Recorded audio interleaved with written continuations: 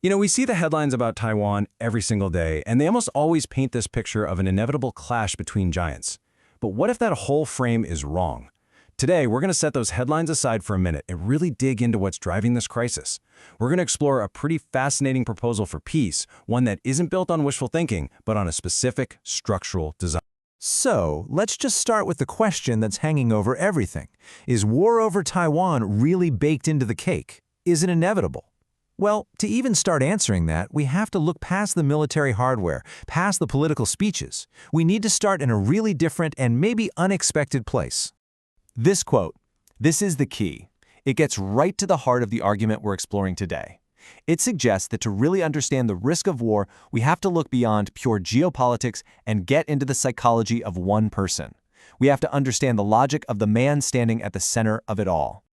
Okay, Section 1. The funnel made flesh. I know, it's a powerful phrase. The idea here is that Xi Jinping isn't some accident of history. He is the literal product of a brutal, unforgiving system. His personal logic is the system's logic.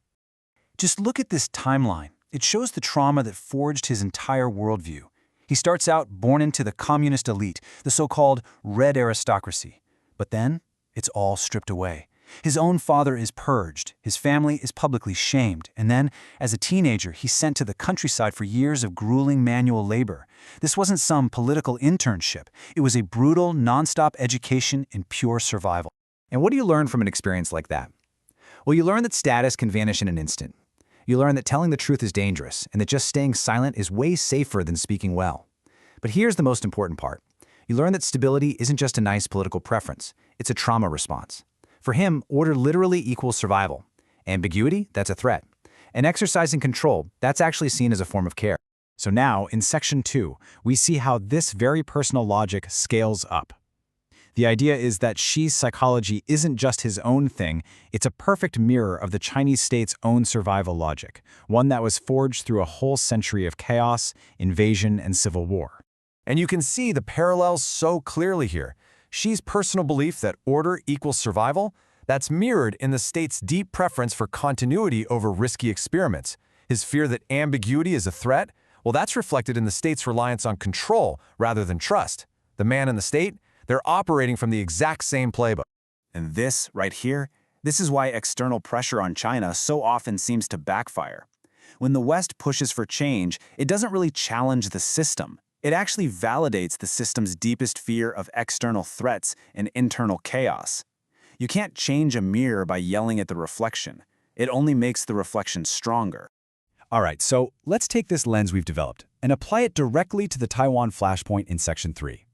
If the core driver of all this is a deep-seated, almost primal fear of collapse and disorder, how does that play out when it comes to the specific issue of Taiwan?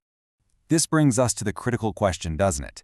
This situation has been simmering for decades, so why does it feel like it's about to boil over right now?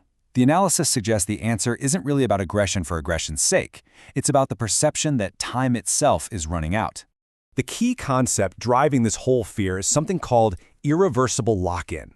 Think of it like a heavy door that's slowly swinging shut. The fear in Beijing is that Taiwan is getting closer and closer to a point where that door locks for good, where its separation from China becomes permanent. And once that happens, all of their other options just vanish, leaving only two terrible choices: accept a permanent loss or risk a catastrophic war.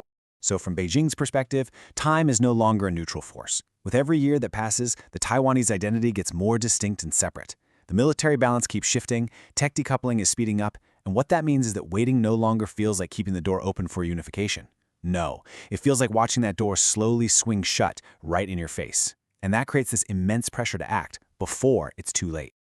Okay, so that's the diagnosis. A system that is fundamentally wired for survival, facing what it sees as an irreversible loss. It's a scary picture, but Section 4 presents a potential solution, something called an open future architecture. This is a proposal that's designed to go straight to the root cause of the tension, that fear of a future that's closing in. And this right here, this is the core of the whole idea. The goal isn't to solve the Taiwan question once and for all. Let's be honest, that's probably impossible right now. The goal is much, much smarter. It's to remove the panic. It's about releasing the steam from the pressure cooker, so to speak, and making time feel neutral again. This whole architecture is built on three pretty simple principles. First, Non-finality. Everybody just agrees that Taiwan's final status stays open and unresolved. No outcome is forced on anyone. Second, predictability over trust. You don't have to like each other, you don't have to trust each other, you just have to follow clear, stable rules. And third, function over symbolism. Let's focus on practical cooperation that works, not on grand political statements that just cause fights. Now, this is where it gets really radical, and honestly, pretty cool. It's about completely reimagining Taiwan's role. Instead of being the trigger for a conflict, it becomes a fire break against conflict. How? By designating Taiwan as a functional hub for U.S.-China relations. You could host crisis centers and economic forums on Taiwan. You essentially turn it into shared, indispensable infrastructure. And then, its security comes not from military alignment with one side, but from being too important for anyone to break. And the really powerful thing here is that this isn't a zero-sum compromise where someone has to lose. It's a positive-sum design, where all three parties get the one thing they need the most. China gets the stability it craves and keeps its long-term options open. The U.S. dramatically lowers the risk of getting pulled into a massive war. And Taiwan? It gains a new kind of genuine, durable security. Let's just be really specific. For China, that crushing, dangerous urgency to act is gone. For the United States, the risk of being trapped in a binary choice and dragged into war drops like a stone. And for Taiwan, the existential threat that hangs over it recedes, while its actual global importance increases. I love this quote, because it gets to the feeling of the endgame here. This isn't about some big, historic peace treaty with a signing ceremony. It's about the quiet, collective exhale that comes when the constant, grinding pressure of an inevitable conflict is finally lifted. Peace arrives not as an agreement, but as simple, profound relief. So we're left with this final thought. Maybe the path to real, lasting peace isn't about trying to force a brittle agreement that could shatter at any moment. Maybe true stability comes from engineering a system that simply keeps the future open, preserving the permanent possibility of a better one. Thanks for exploring this with us.